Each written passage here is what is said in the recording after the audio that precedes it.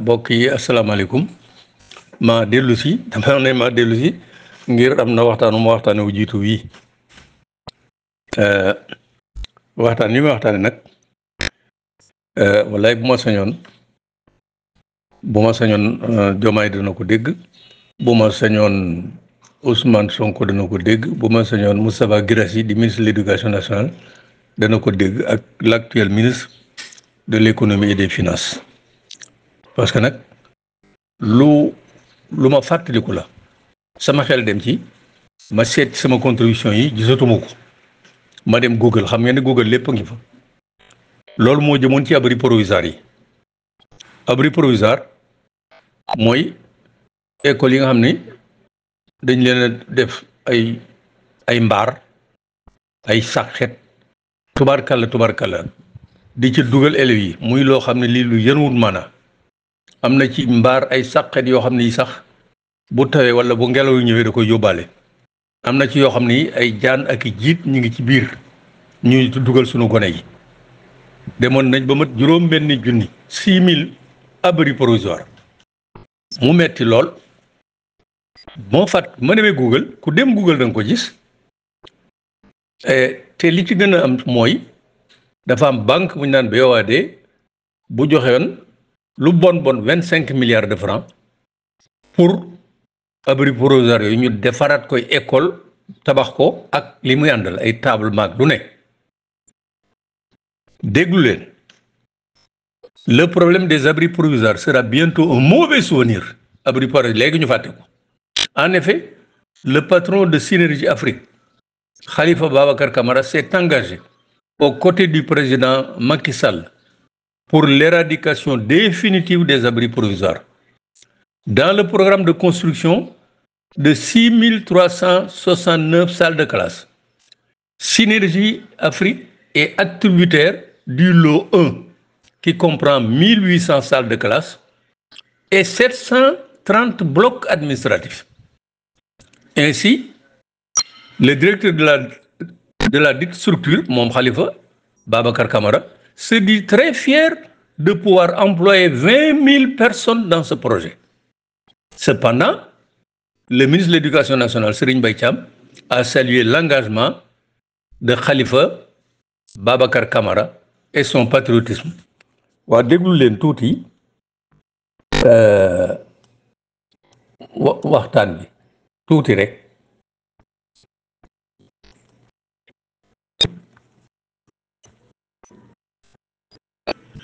Le chef de l'État, le président Macky Sall, dans sa volonté d'offrir à l'ensemble des élèves du Sénégal un cadre d'apprentissage approprié, a décidé la mise en œuvre d'un programme national de suppression des abris provisoires dénommé Programme Zéro Abri Provisoire. Le président de la République, le président Macky Sall, avant même qu'il n'accède à la présidence de la République, lorsqu'il était candidat, il avait promis de travailler à la résolution définitive des abris provisoires. Et cet engagement est respecté dans le cadre de l'entreprise nationale. Ce programme, attribué à 3 entreprises sénégalaises à l'issue d'un appel d'offres, est constitué de 6369 salles de classe, un remplacement des abris provisoires. Tous ces travaux, avec une garantie décennale, permettront de créer des dizaines de milliers d'emplois qui favoriseront une amélioration qualitative des conditions de vie des populations, avec une approche centrée sur les compétences. C'est un projet qui va tourner autour de plus de 20 000 personnes dans ce pays. Et aujourd'hui, nous avons quand même un quota que nous avons eu à créer par rapport aux entreprises toutes récentes. Et on a été même exigeant sur ce volet en leur demandant, sur le personnel non qualifié, de pouvoir les recruter au niveau des terres, au niveau des régions, au niveau des localités, au niveau des départements, pour aussi participer à la lutte contre la pauvreté dans notre pays. Et c'est une grande fierté aujourd'hui et je remercie particulièrement les autorités de notre pays et particulièrement aujourd'hui le ministère de l'Éducation nationale qui nous a fait confiance, qui nous a accompagnés. Féliciter ñi ko xalaat, premièrement président les abris provisoires ci réew mi mu am xalaatu wut solution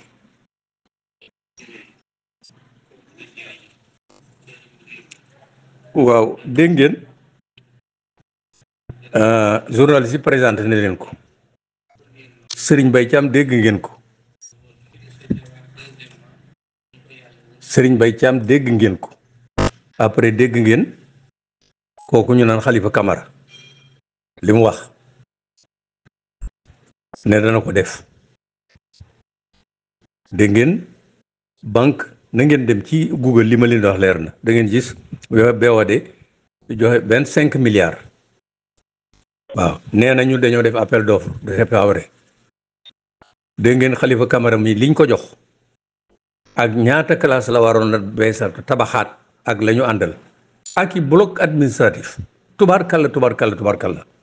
déggal ngeen ko seen bopp li mu wax dégg ngeen Serigne Mbaye Thiam li mu wax waaw boobu ba tey gannaaw bi Macky Sall daataan dem man 2018 2019 man de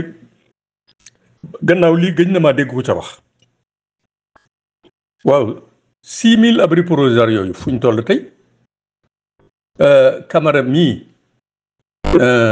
marché bañ ko joxoon ak la mu waxoon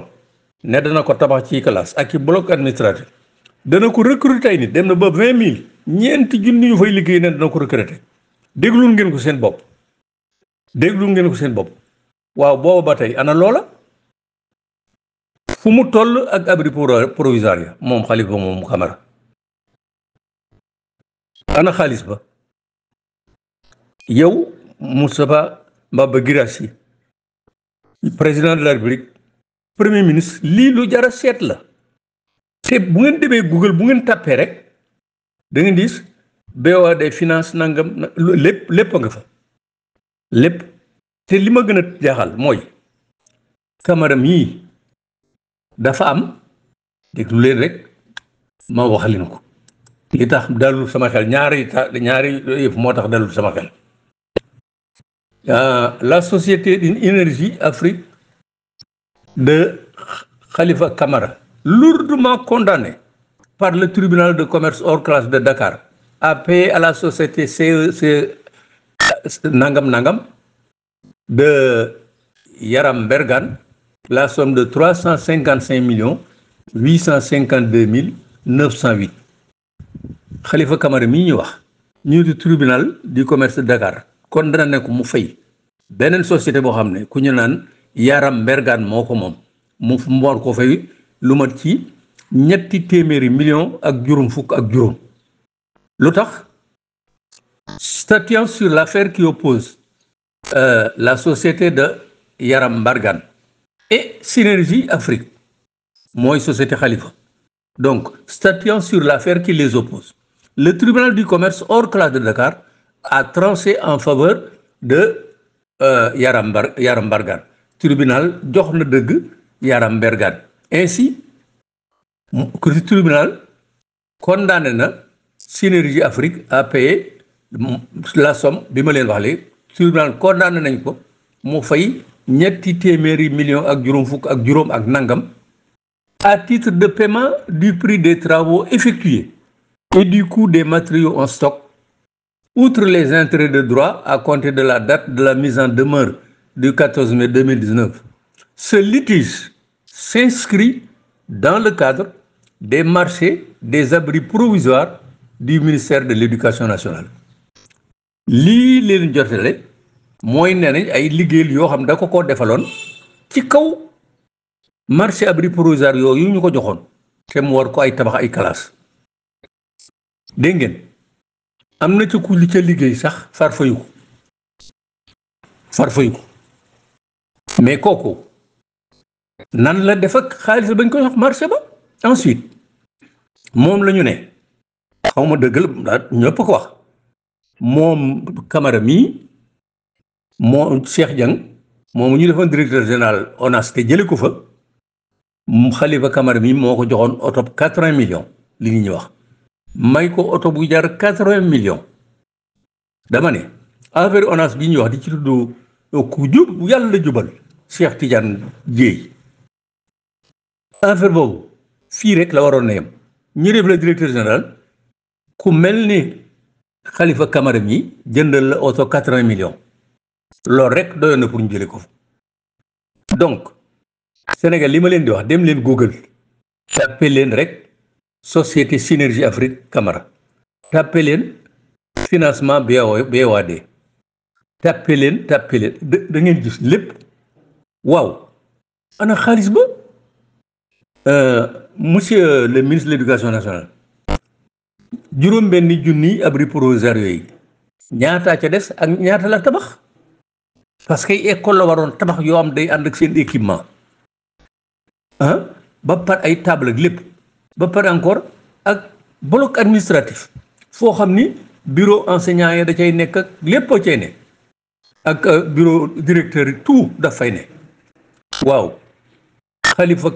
Camara mii loolee mu waroon def lan la ci def lu mat a laaj la kii nga xam ne déjà tribunal du commerce da condamné na ko ci waxam loo xam ni lu mu war a fayu ko ci biir liggéey bi ñu ne da ko liggéeyloo fayu ko ca ñetti téeméeri junni ak juróom fukk ak juróom ñu condamné ko kooku xam ngeen ne déjà on peut douter de son honnêteté même Camara mi nee nañu moo jëndal Cheikh Dieng mi nekkoon ONAS ni nit ñi wax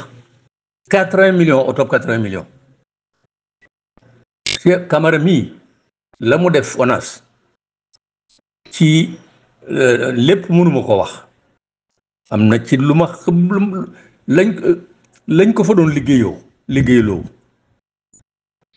maanaam canalisation yi ñu kii ko wax nañ ma ne bu waxee ne nangami mètre cube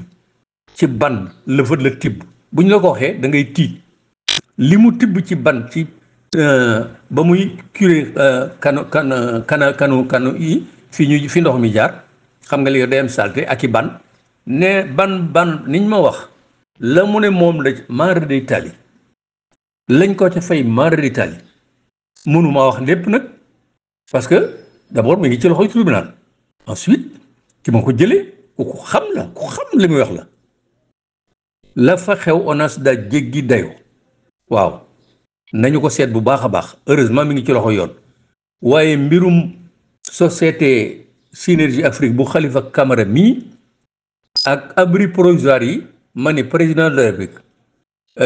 monsieur le premier ministre monsieur le président de la République monsieur le premier ministre monsieur le ministre de l'éducation nationale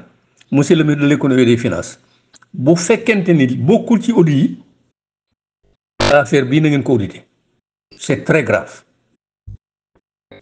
te kii ku ko dugal ci affaire ONAS bi rek xam ni njub amu fa lii daal laa ni woon danaa ko waxtaan ak yéen waaw j'espère que waxtaanu li Serigne Mbaye Thiam wax boobu mooy ministre de l'éducation nationale ak waxtaan wi Camara waxal ci boppam da ngeen ko dégg bu baax a baax lii daal laa ne woon mënuma koo bañ a waxtaanee ak yéen baax na maa ngi leen di gërëm bu baax a baax di leen sant dem leen Google rek li ma leen wax lépp da ngeen koo fekk bindoon naa ci saxu kii waaye dama gisatuma ko parce que du ma mën a trouver sama contribution yëpp. ma yokk ci ngir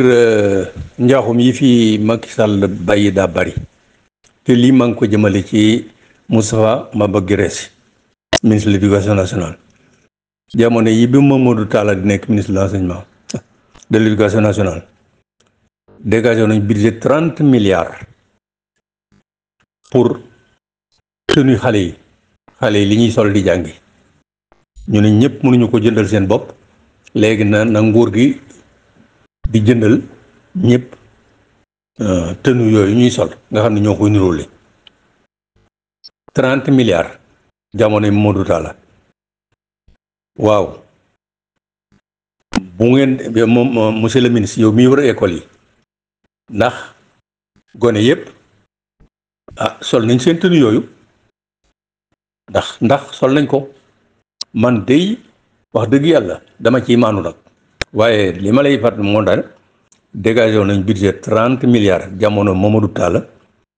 pour wutal ko xale yi jàng tenue yu ñuy sol ana loola fu mu toll ndax tenue yooyu jënd nañ ko ak nan lañ ko jëndee ndax gone yaa ngi koy sol loolu it dama ko ci dolli li ñu war a wax lépp bari na mënees ko wax ci benn yoon waaye ma dolli ko ci waxtaan bi waaw baax na maa ngi leen di gërëm di leen sant